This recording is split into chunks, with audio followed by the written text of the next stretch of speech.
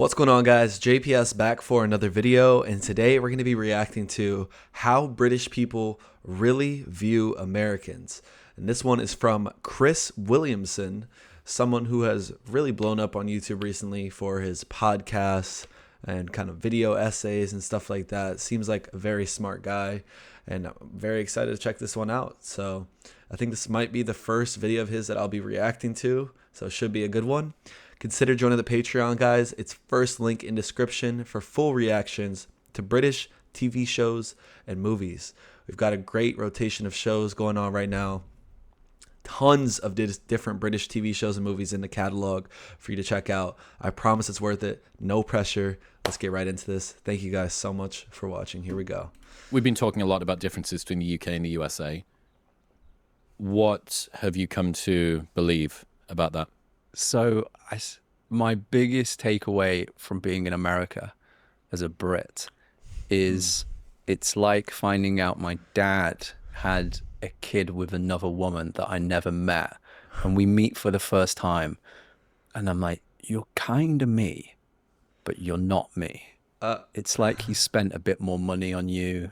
He made you believe in yourself. Your mom was clearly much nicer or kinder, and you go, oh, Americans, like, we're kind of the same. But it's like Brits with self-belief. Brits with self-belief is what Americans are. Is one of the different. There's lots of pros and there's lots of cons for both, but that was my overwhelming takeaway. The second biggest takeaway I have is that Brits don't really truly realize how impactful the British accent is until you leave Britain. And the metaphor I came up with for describing the British accent to Brits is, imagine everywhere else in the world there's a salmon famine, right? And the British accent is like selling salmon, and the only place in the world where there's an abundance of salmon is in the UK. So if you're there using that, it basically gets you nothing in the UK, but you suddenly leave or go outside anywhere the UK, else and you're exotic. Anywhere else, and they think you're smarter, they think you're more attractive. Yeah.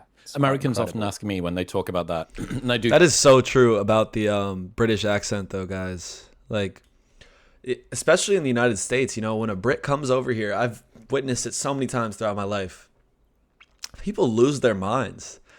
You know, obviously they're gonna say, "Can you say bottle of water?" Blah blah blah. But like they're actually kind of, they like you a lot. People who aren't used to that British accent, when they first hear it or they come across a Brit, they just want to know more about them, talk to them. Like, that's a great point. I had not really thought of, but the comparison talking about Americans, or like if his dad had children, another child without him knowing. That is a great example. I mean, we're cousins. We're like cousins, so that's what people usually say. It makes sense. Do you think it's true that Brits have an unfair advantage in America of being seen as more learned, like everyone presumes that we're part of the aristocracy or something, and they often ask me, well, what do you think of American accents in the UK? And that was a really interesting question. I was like, I actually don't know.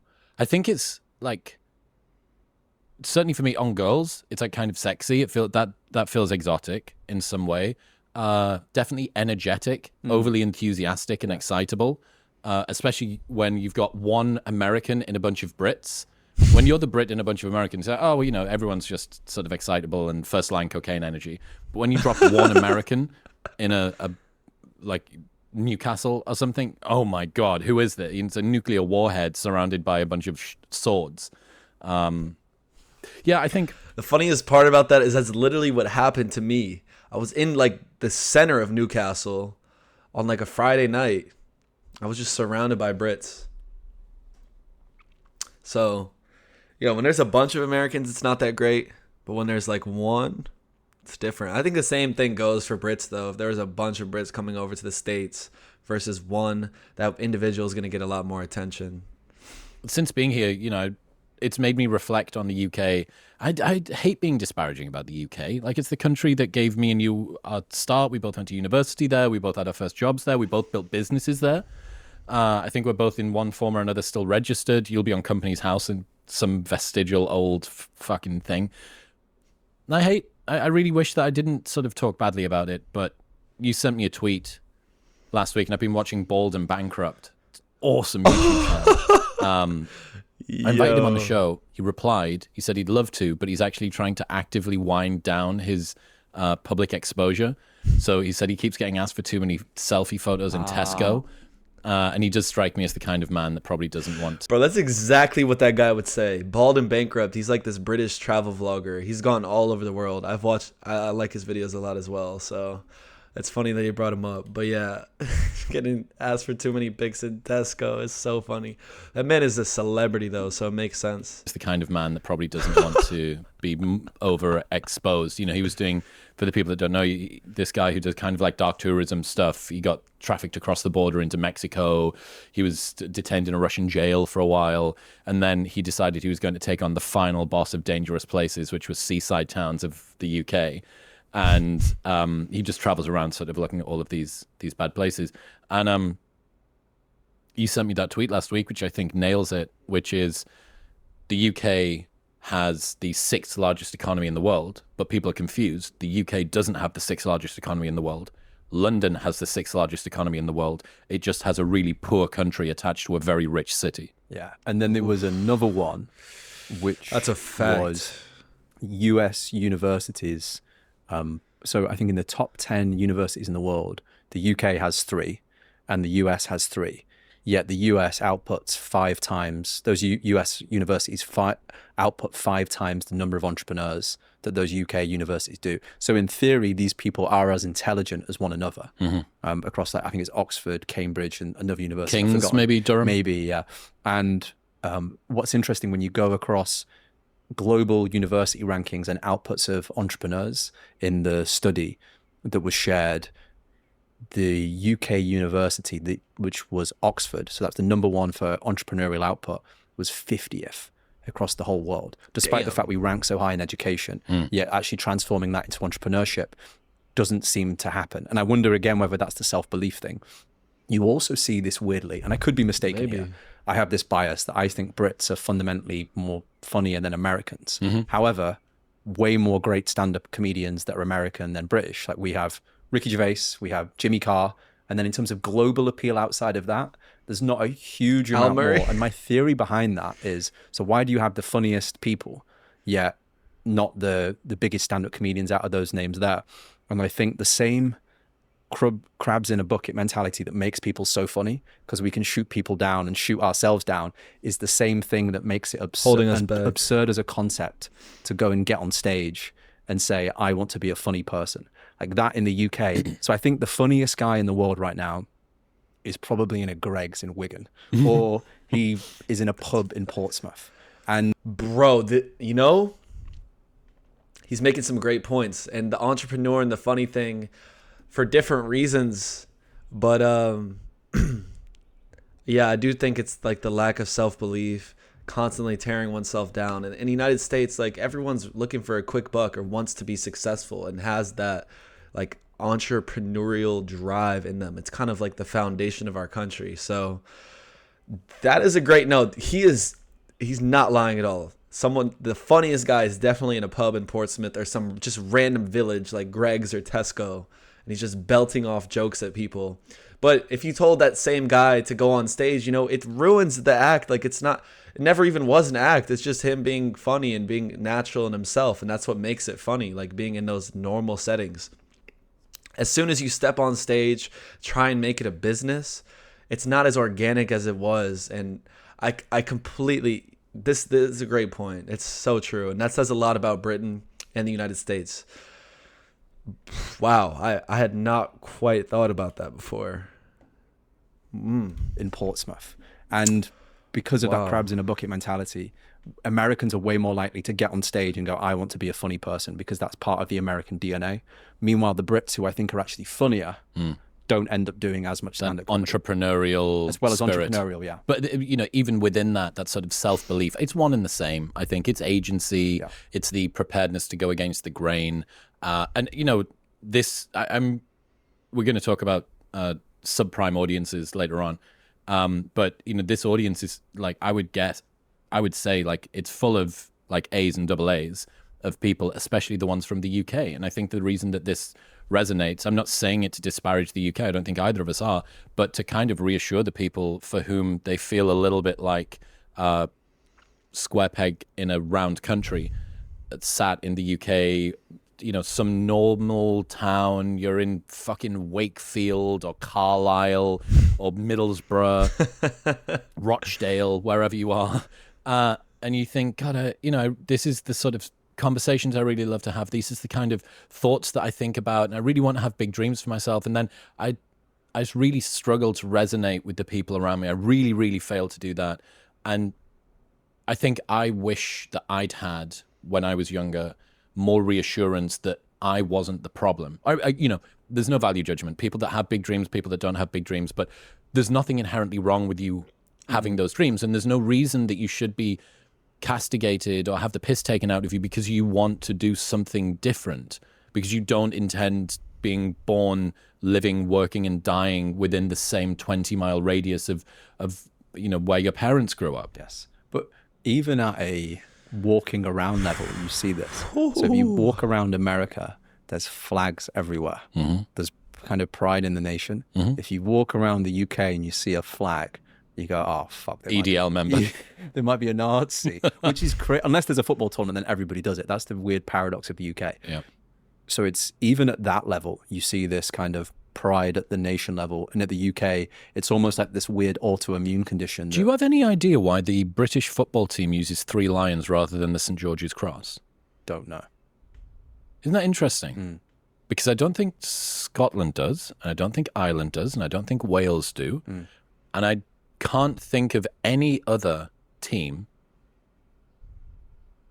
Actually, the England cricket guys will do the same thing. There must be a reason. Someone will be correcting me in the comments as we speak. But that's, for the Americans that are listening, British national pride, like BNP, British national pride, I know it's not that, but like, it's just, it doesn't exist. And then you come over here and it is nice. It's nice to hear that people have got pride in their country. So the probably the critique people have of us right now is that we're critiquing Britain way more than we are critiquing America. But I'd also point out that's part of being British. You're way more naturally to critique yourself and to critique other people. And I do love that side of being British because you're way more self-analytical. I think in terms of other differences between the UK and the US that I've noticed in terms of benefits for Brits is because Brits like take the piss out of one another on average way more. It means that you do have maybe that lowering self-belief, but you're almost a bit more anti-fragile. So if people do say a remark, you've already cracked a joke worse than... It's already happened many times. I can see that for sure. But do you guys think that taking the piss all the time like means that no one wants to kind of go against the grain and take things seriously because they're afraid of how they'll be seen still, despite being able to handle all those jokes and everything? Not in the past, or your friends have, particularly. And I think the more northern in the country you go, the more it is the further away from London that you get, the more piss you have taken out of you. Exactly. Whereas in America, I think people are a lot more, could be more fragile to comments like that. Whereas the Brits, the same way, I always say another difference, there's 2 big differences that I think explain the differences between Americans and Brits. So one is simple A/B test of when you meet an American and they're super enthusiastic and excited and the Brits aren't. If you actually go historically back, there was a simple A/B test, which is when the boats came and said, hey, there's this promised land far, far away. We can't show you a video because videos don't exist yet. You may die on the boat. Do you want to come and visit this crazy land? The Brits were the ones who were like, what a ridiculous idea that is. I'm going to stay here. I'm staying in Skegness. And the Americans were the ones who were like, yeah, bring it on. Yeah. And that A/B test fundamentally explains it. As well as when you think about it, historically, Americans have, apart from Pearl Harbor, and that was quite far away from America, let's be honest, have never had an attack on their homeland in recent history. 9/11 not count? Yeah, I was going to say, bro, he's like, oh, forgot about that. the 9/11, yeah, there you go. That's one example. But comparing that to the bombing, like World War I and World War II, like the whole cities completely destroyed. True, yeah. So there's definitely more like scar tissue built up that makes Brits, I think, a little bit more grittier in some regards than Americans as well. Yeah, I don't know, man. I'm pessimistic. Yeah, I can tell. It's okay. You're only British. This is they're talking about some interesting things right now that I had not, without the British perspective, there's only so far an American mind can go. So I think us working together is like the best, because you get, I don't want to say the best of both worlds, because I know what we're bringing to the table is kind of like naive enthusiasm sometimes, but at the same time, I think when Brits and Americans work together, that combination does work really well together, because we're cousins. Like, we have so many similarities, yet our differences separate us, but when we come together, creates this beast. It's kind of unstoppable. So I think the collaboration between American and Brits is extremely powerful and should be something that we do more often. It's for certain people. I had this discussion with Piers Morgan. Piers was like, I like people bringing me back down to earth. I like the mockery and stuff. I'm like, Piers, that's great for you. It doesn't seem to work too well for me. Like, my desperate requirement for validation and reassurance from the world, like, wasn't being very satiated in Stockton, right, or Newcastle. And then you come over here. One of the best things, and this is something that anybody anywhere on the planet should do, and this is one of the coolest life hacks I've taken since being in America. And you've seen me do it to you, and you've like toe cold at a bunch of parties, which is when in America, at least in my group of friends, you are the new person in a group. Your friend that knows you and knows the group will introduce you, and tends to do it in the best 30-second show reel of you that anybody could give. He's got this amazing marketing agency. He's a phenomenal writer, and he's pivoting. He's kind of champagne homeless at the moment. He does all of these things. And like, that's a really lovely gesture. It's your friend. It's an opportunity for them to do something nice for you. It gives you the best impression on the group, and it reminds you about what your friend kind of says about you behind your back when you're not there. And it's like, it inflates you a little bit and makes you feel good and warm and stuff. What would the equivalent be if you were a British friend being introduced to British friends by a British friend? It would be your worst ever story. Correct. Certainly the northern. Again, this is a northern thing. I think this is George shit himself last week. Like, you know what I mean? Still has wet dreams. Yeah. Like, yeah, it is interesting. Like, the introduction side, how we introduce one another. I've definitely found Americans are much better at selling themselves immediately, whereas I think Brits often downplay themselves immediately. There's a big difference there in terms of like ever so slight cultural differences. But one of the reasons why I think America has been so successful so far, and one thing Britain could improve upon, is if you look at human beings, I think what makes human beings, if you put one human being in a jungle, it's that classic phrase that you put one human being in a jungle, and you've just introduced prey into the environment. But if you put 1,000 human beings into the jungle, you've just introduced a apex predator of which the world's never seen before. So the only thing that really makes us special, if you look at us, we don't hear that well compared to our animals. We're not that fast. We're not that strong. We're pretty shit across the board. But our ability to cooperate is what makes us unique. It's the classic Steve Jobs thing of, if you looked at, I think it's energy efficiency in movement, humans are so far down the rankings. Like, there's so many animals ahead of us in terms of, to do a mile, how much energy they need to burn. But if you look at a human being on a bicycle, like, human beings are just blown through the charts. And he has this great quote, which is, the computer is the bicycle of the mind. And if you then go back to, well, ultimately the only thing that makes us unique human beings, because we're shit about everything compared to other animals, is our ability to cooperate. If you have a more enthusiastic society that supports one another more, you can cooperate more, which means that you'll then have way more economic output. Because listen, I understand his point. Like, in podcasts especially, a lot of like the sentences they say kind of sound like sound bites, and they're making like a claim every sentence. I know that we're great at cooperation, but you can't overlook the fact that humans are extremely intelligent. Like, I think our intelligence trumps anything else above cooperation. Like, our ability to question our own existence, no other animal can do that we know of. We're never going to fully know, but I mean, like, when I look at some of these animals, I don't think that they're sitting there a bird is sitting in a tree worried about, you know, climate change or what's going to happen next. Maybe wishful thinking. It'd be cool if they did, but the cooperation is true and collaboration as well. You know, Americans do that very well. Collaborating with each other, selling yourself again, like they've been saying, very important. And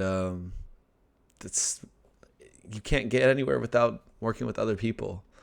The more connections you have, usually the more successful you are. Cooperate more, which means that you'll then have way more economic output, because in a certain country that's more optimistic, that goes, I've got this idea, a load of naive Americans are like, great idea, let's do it tomorrow. Yeah. Whereas a culture that's more maybe cynical means that those ideas don't happen, which I think explains why across these universities we have essentially the same IQ levels, the same intelligence levels, better accents, more salmon, but 5x the number of entrepreneurs in America. In other news, this episode is brought to you by Momentum. 5x. So he brought it back to the point about the lack of entrepreneurship, which I think is a great point to bring up, and truly illustrates what they were talking about throughout this entire episode, which is, you know, the lack of confidence going for it, the pessimism, the optimism. It's crazy. It's honestly mind-boggling how similar Americans and Brits are to one another in so many ways, but then like just polar opposites in like other fundamental ways as well. Honestly, there needs to be studies on Americans and Brits, because we are just the weirdest. We have the weirdest relationship. Like we're like, I guess that's a cousin is the perfect example though, because like your cousins, part of the family, like, you're still connected to them by blood, but kind of not either, you know? It's so weird. Anyways, this is a great video. Shout out to Kris Williamson. Link to this will be in the description. I think they were very, they brought up some great points, and yeah, shout out to both of these guys on here. They did it in a nice manner, and I like his podcast setup as well. So definitely want to check out some more of his work in the future. I hope you guys enjoyed, and I'll see you all in the next one. Peace.